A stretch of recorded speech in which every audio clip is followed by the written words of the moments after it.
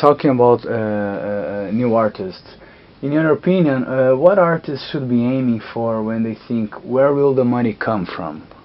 Yeah, that's a great question. So let's break this down between consumer and artist right now. So I think there's never been a better time to be a music consumer. You know, as a consumer, am very interested in some of these access models. You know, I just got RDO, RDIO. I don't think it's in Brazil yet. No, not yet. Yeah, it's similar to Spotify in Europe, which the U.S. doesn't have. It's all licensing problems, you know. Yeah. But yeah, it's basically I'm paying $10 a month, and all of the majors are on there. Many of the indies are on there. They have licensing deals with a lot of the Orchard as an example. A lot of like independent outlets in addition to the majors. So I go there. I can find 70% of the music that I want right now. And it's not perfect yet. There's some problems with it. But I pay $10 a month to get access to all of this music, and it also is on my iPhone. So I have mobile access to all of this music. I can download a bunch of this music onto my iPhone, so even if I'm not connected to the internet, I can listen to it, right? So as a consumer, it's great. It's going in the direction of all the music you want all the time, which is the end goal for a consumer. I want everything, and I want to be able to listen to it wherever I am all the time. So I think we're taking steps to getting there.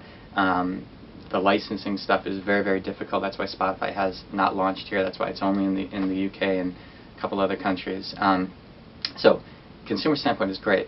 Right now, we're still at this phase where the payment models aren't completely great, aren't excellent for paying artists effectively.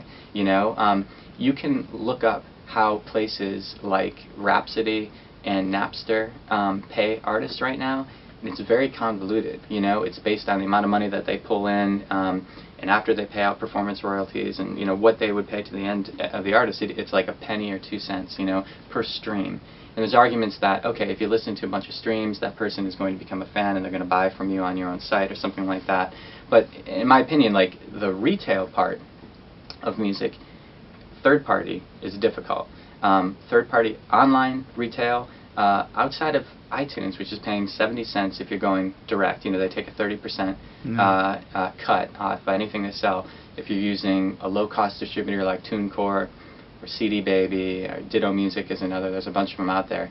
You can get some income through iTunes. iTunes basically is set up the same way that a traditional retailer is, where they pay 30% out. So, iTunes is there. There's all these other streaming services that are happening that don't pay effectively, but can be used by an artist to get people involved in your music. But the payment model is difficult. Traditional physical retail is very, very difficult, and I'm just speaking on the U.S. Side.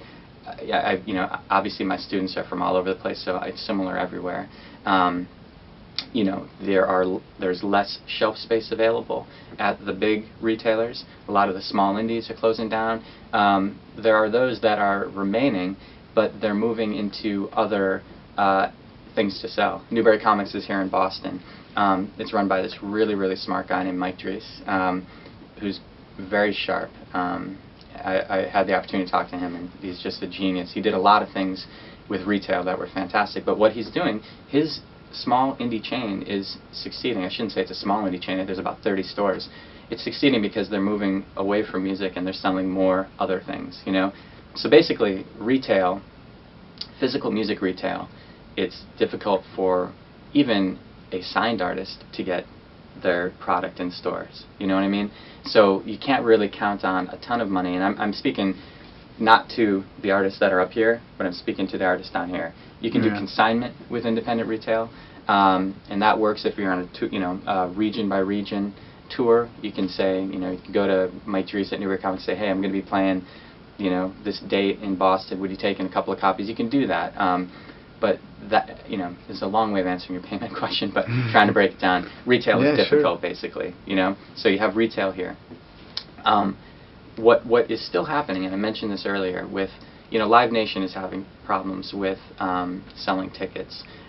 There's a lot of developing artists, and there's a lot of artists that are not working with Live Nation, where it is working. Touring is an income generator. It's very difficult. Anything at the beginning stages in any industry is hard. If you start working anywhere at the beginning stages, it's difficult. Yeah. So you have to grow. You have to bring merch. You have to sell merch. You have to reinvest whatever you make selling merch into tour, into making more merch, and just grow like this organically. So you can make money that way. You can make money through sponsorships. You can make money through licensing. But it's difficult. No doubt about it. Like, there's no sugarcoating it. There's no magic bullet that every artist can use to generate income. It's from my standpoint, you have to tour. There's some artists that are not touring. I should add a caveat here.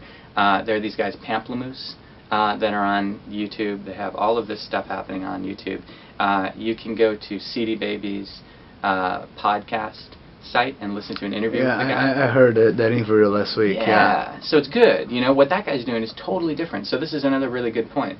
And again, every artist is different. What those guys are doing is great. They're not touring. They're making these super creative videos that are absolutely compelling, and they're nailing it. And they have a lot of good. They're informed on the industry. So one thing I noticed, I think his name is Jack, right? The guy from Pamplemousse. He seems to be like the business guy.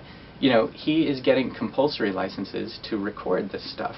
So he understands the business. He knows what he has to do in order to achieve this, and he figured out a way to make money doing it. So everybody's different. I can give best practices, generally speaking, about what's kind of working and what's not. But at the end of the day, I think you kind of have to look at what are you doing as an artist? Like, what's your what's that, the SWOT analysis, strengths, weaknesses, opportunity.